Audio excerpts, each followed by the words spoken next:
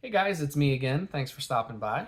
I had another kind of interesting thought, and it's a popular one that we're seeing more and more of, and it's in regards to AI. And not AI like there's a special term for when it's like the ones from the movies, but the tool that's being used in corporate America, and we're starting to see in the creative side as well.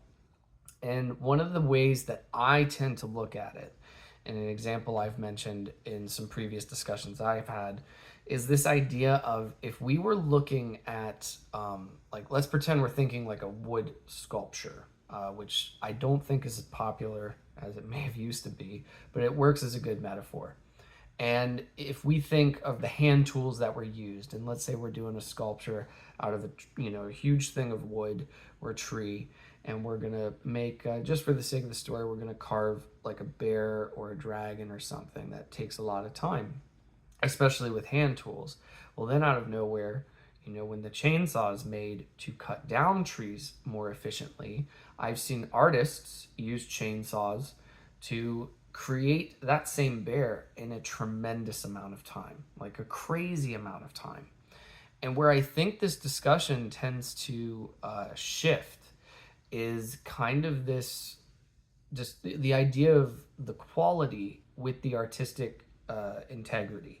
And so, if we use the original metaphor of, okay, so it took me, and I'm making this number up, please don't hold me accountable to it. This is a made up example, but let's say it took 100 hours to make a particular bear sculpture.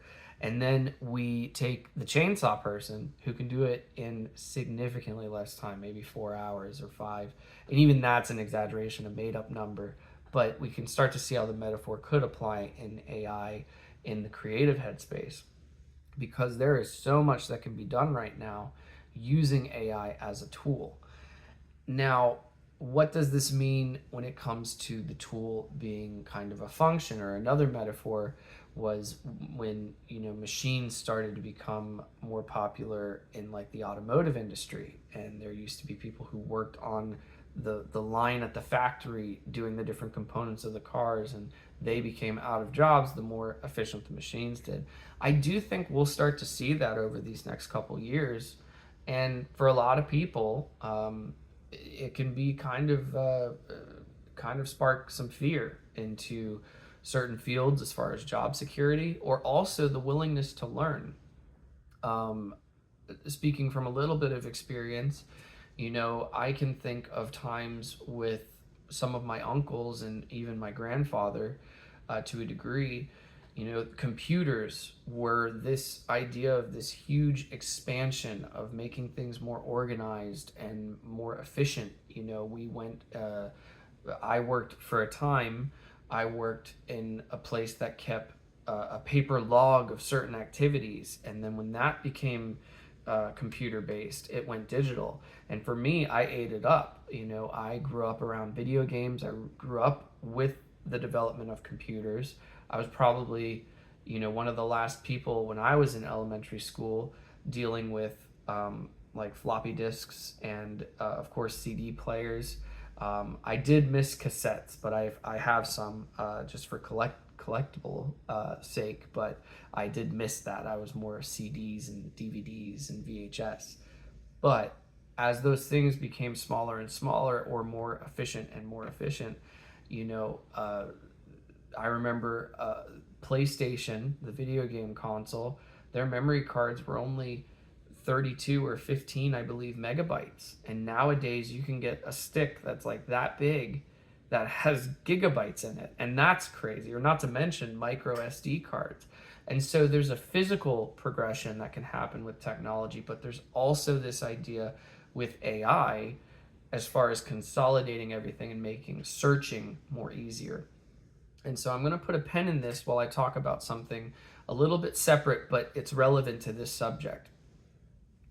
I think intelligence can be defined in three primary categories, in my opinion.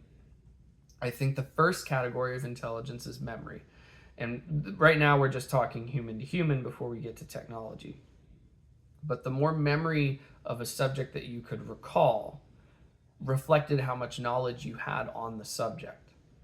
Now, the second category, in my opinion, of intelligence is resourcefulness. And what I mean by that is if someone was to ask me a question and I don't know the answer to that question, I could then say, you know what? I don't know the answer, but I think I know where to find it. And it was resourceful of me to know whether it was another person on my team that I would go to them and say, hey, do you happen to know the answer for this person? They had a quick question. Or B, did I have a tool, whether nowadays Google is very prevalent, or eventually, and you'll see maybe where I'm getting at, AI may fill that resourcefulness meter. Now, the third category, which is my personal favorite, is being clever or cleverness. And there are times when you don't know the answer, but let me take a crack at it. Maybe I can guess and get close or get it right, or use some critical thinking with stuff I do know to get to the answer through sheer chance. I don't currently see that AI would operate with cleverness is definitely, in my opinion, a very human element, or a very living element, that it's okay not to know the answer, but what can you do to get close to it and then maybe fix it or prove your work at the end.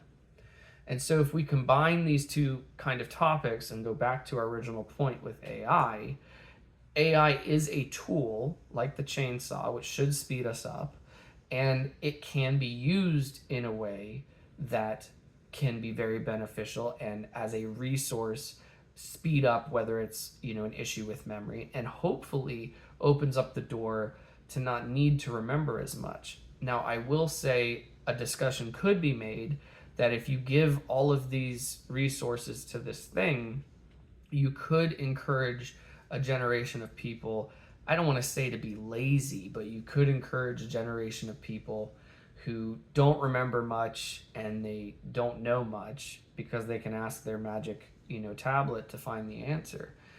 And that is where, if they're not clever, I think an argument could be made that this group of people could run the risk of decreasing what we've deemed, as intelligence.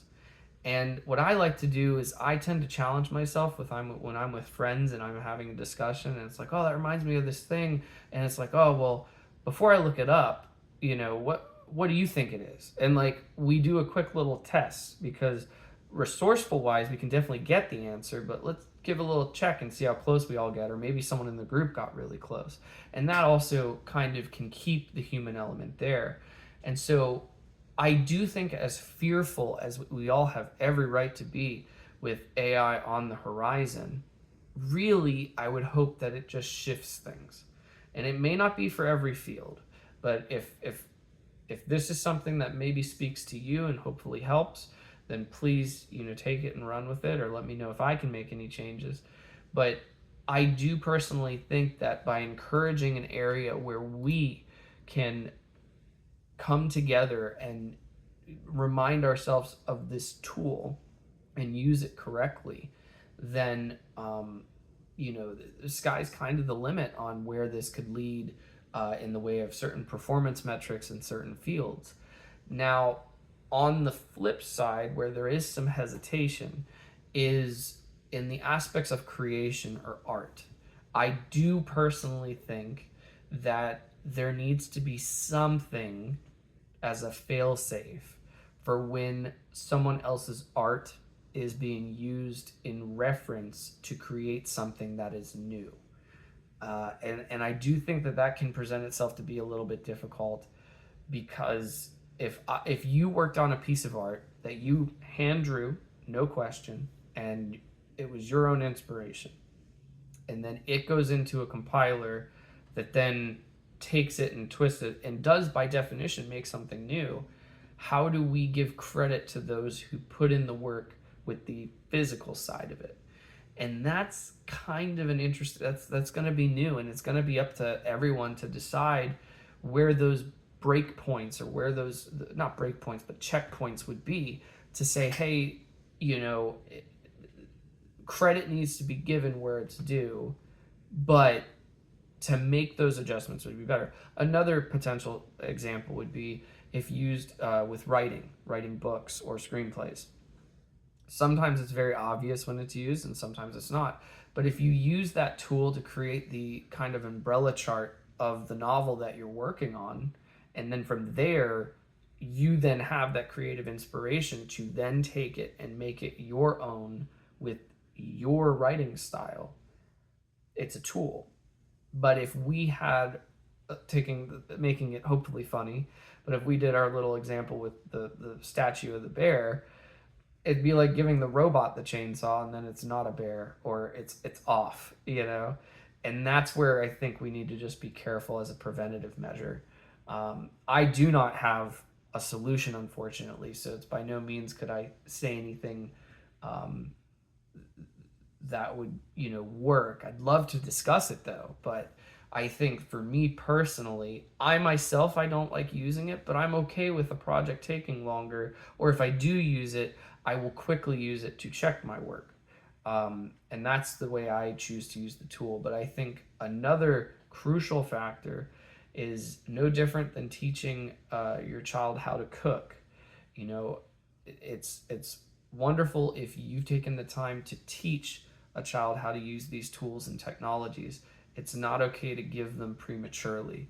And so whether we're going so far as to say like the smartphone as a whole or the AI, it's one of those slippery roads, unfortunately, that can lead to some other, in some circumstances, very dark situations, and in others, some kind of silly ones that we didn't need to be. And so I hope that that makes sense. But as always, I'm willing to discuss pretty much anything. I'd love to hear from you guys, and I'll do my best to keep an eye on the comments. If there is another subject you wanted me to talk about, let me know. But I hope all is well your way. Take care.